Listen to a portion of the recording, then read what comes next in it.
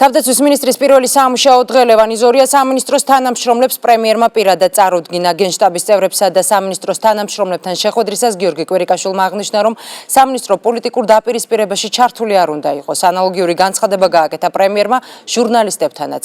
მთავრობაში განხორციელებულ საკადრო ცვლილებებთან დაკავშირებით მოკლე კომენტარით თავდაცვის უკვე ყოფილი მინისტრის თინა ხიდაშელისა და ასევე დავით უსუფაშვილის კრიტიკასაც გამოეხმაურა და არაადეკვატური უწოდა. გიორგი კობერიძე დეტალებით.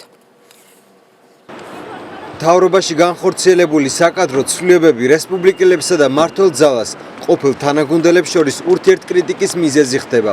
ლევან იზორიას თავდაცვის მინისტრად დანიშვნის გამო მისი წინამორბედის და კიდევ ერთი რესპუბლიკელის პარლამენტის თავმჯდომარის კრიტიკა პრემიერმა არაადეკვატურად შეაფასა. ძალიან არაადეკვატური კომენტარები იყო სამწუხაროდ. მე დარწმუნებული ვარ, რომ მას შემდეგ რაც ქალბატონი თინა და ბატონი დავითი დაძლევენ ამ ემოციებს, ისინი სხვაგვარ კომენტარებს გააკეთებენ. თავდაცვის ყოფილ მინისტრს პრემიერისთვის არ უპასუხია. დამატებითი განმარტებები პარლამენტის თავმჯდომარემ გააკეთა, რომელიც ასევე არასწორად მიიჩნევდა და დღესაც ამ პოზიციაზე რჩება, რომ უსაფრთხოების ორგანოს წარმომადგენელი თავდაცვის მინისტრად არ უნდა დანიშნულიყო.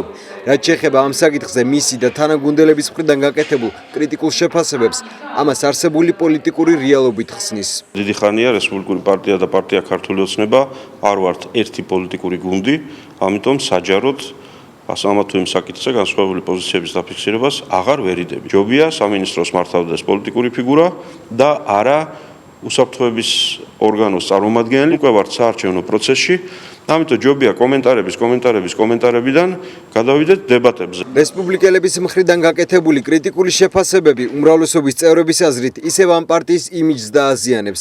მმართველ გუნდში ფიქრობენ, რომ თავდაცვის მინისტრად დანიშნული სახელმწიფო უსაფრთხოების სამსახურის მაღალჩინოსნის კრიტიკის მიზანი სახელმწიფო სტრუქტურების დისკრედიტაციის მცდელობაა. სხვა არანაირი ღირებული საფუძველი ამ განცხადებას არაა, გარდა იმისა, რომ სახელმწიფო სტრუქტურებს მეაყენოს ჭრილი. თუ კი პოლიტიკურ რეალობასთან არის დაკავშირებული, მხოლოდ ჭრილს მეაყენებს რესპუბლიკელების ისედაც შელახულ ავტორიტეტს. ეს ორივე უწყება ერთსა და იმავე ამოცანას ემსახურება უბრალოდ სხვადასხვა კუთხიდან და ასე რომ ამ გამოცდილების მის მიერ დაგროვებული გამოცდილების გამოყენება ამ სფეროში იქნება ძალიან მნიშვნელოვანი და კარგი და ამის არაერთი მაგალითი გვაქვს. თავდაცვის მინისტრი მუშაობას დღეიდან ოფიციალურად შეუდგა.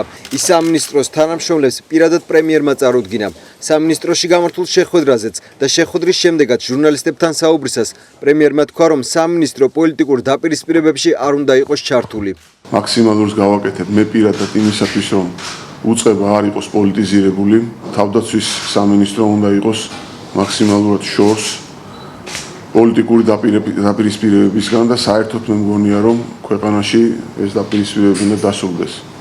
რატომღაც ზოგიერთებმა ჩემი ესეთი მოწოდებები, რომ ერთმანეთს აღარ დაუპირისპირდეთ, ბოლშევიზმად ჩათვალეს, მაგრამ მე მგონია, რომ ყველა თქვენ დარწმუნებულია, რომ ეს ასე არ არის. საღი გონების პოლიტიკა იქნება თავდაცვაში პრიორიტეტი, ეს გულისხმობს მშვიდობისა და უსაფრთხოების უზრუნველყოფას და მეორე საფრთხეებისა და რისკების შეკავებას ჩვენი თავდაცვითი შესაძლებლობების მდგრადი განვითარებით. თავდაცვის სამინისტროში მისული პრემიერ-მინისტრისგან ჟურნალისტები ინფორმაციითაც დაინტერესდნენ, რომელიც საიდუმლო ცნობების შესაძლო გავრცელებასთან დაკავშირებით გენშტაბის ყოფილმა უფროსმა გიგი კალანდაძემ გაავრცელა.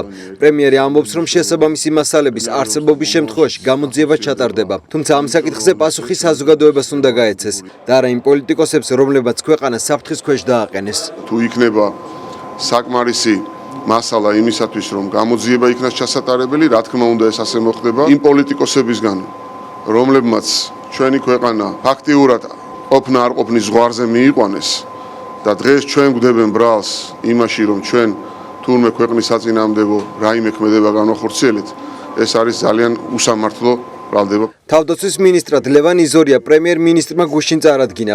ეს თანამდებობა რესპუბლიკური პარტიის წევრის თინა ხიდაშელის გადადგომის შემდეგ გახდა ვაკანტური.